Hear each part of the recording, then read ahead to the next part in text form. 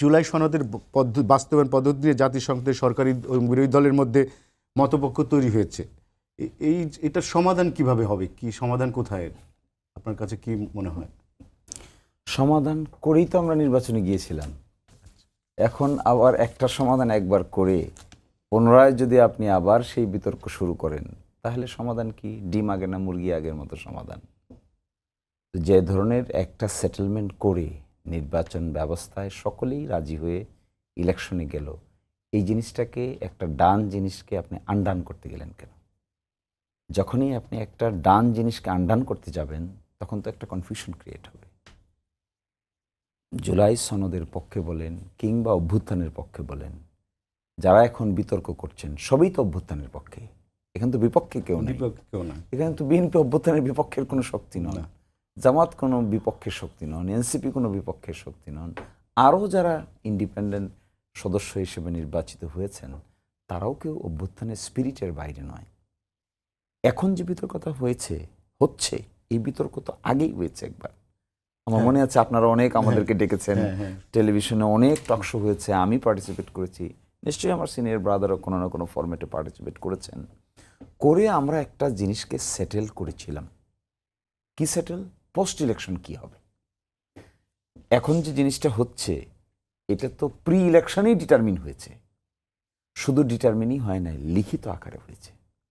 সেটা মেনে নিতে হয়ে গেল। এটি তো সমাধান।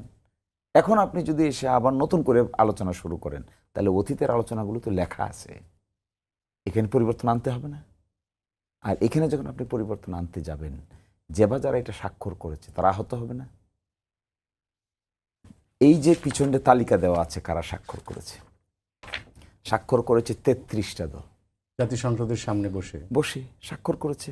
এটা একটা বিরাট ইভেন্ট আকারে দেখানো হয়েছে তখন, শুধু বাংলাদেশের জন্য নয়।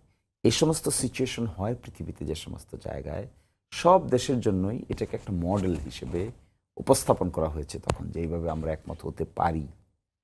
কিছু দ্বিমত থাকা সত্ত্বেও আমরা এখানে এগ্রি করেছি। 21 নম্বর সিরিয়ালে ছিল বিএনপি, জামাত ইসলামী ছিল 22 নম্বর সিরিয়ালে। তো সকলেই স্বাক্ষর আমরা করলাম।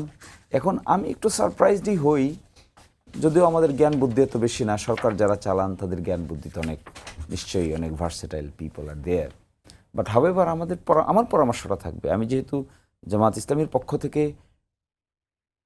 দিন রাত পরিশ্রম করেছি আমরা ঐকমত্য কমিশনে, just to come to a conclusion. আরও ইন্টারেস্টিং, গণভোটের প্রস্তাবকারী কিন্তু বিএনপি, গণভোটের প্রস্তাবকারী কিন্তু অন্য কোনো দল না। এবং এই যে গণভোটের প্রস্তাবটা এসেছিলেন একজন বর্তমান সরকারের একজন প্রভাবশালী মন্ত্রী, যিনি বিএনপিকে রিপ্রেজেন্ট করছিলেন ওই মিটিংয়ে, খুব ইফেক্টিভলি করেছেন, অনেক পরিশ্রম করেছেন, দিনে রাতে 24 ঘন্টা খেটে খুঁটে। আরও ঢাকা বিশ্ববিদ্যালয়ের কয়েকজন শিক্ষক, ইসমাইল জবিউল্লাহ সাহেব এবং মাঝে মাঝে প্রফেসর বোরহান ঢাকা বিশ্ববিদ্যালয়। আসিফ নজরুলের কথা বলছেন? না, আমি বলছি জনাব সালাউদ্দিন আহমেদ এটা লিড করেছেন। সাথে মাঝে মাঝে আমি দেখতাম ঐকমত্য কমিশনে ডক্টর বোরহান সাহেব এবং ইসমাইল জবিউল্লাহ সাহেব সবসময় থাকতেন। তার মানে আমরা ধরে নিচ্ছি এটা বিএনপির রিপ্রেজেন্টেটিভ। তো তারা যে প্রস্তাবটা করেছেন সেটা তো বিএনপিরই কথা হওয়া উচিত। আমরা যে প্রস্তাবগুলো তখন করেছি সেগুলো জামাতেরই কথা হওয়া উচিত। সেই কথা তো এখানে লেখা হয়েছে।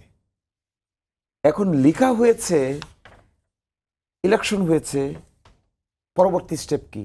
বাস্তবায়ন হবে। তো পরের আলোচনা কেন?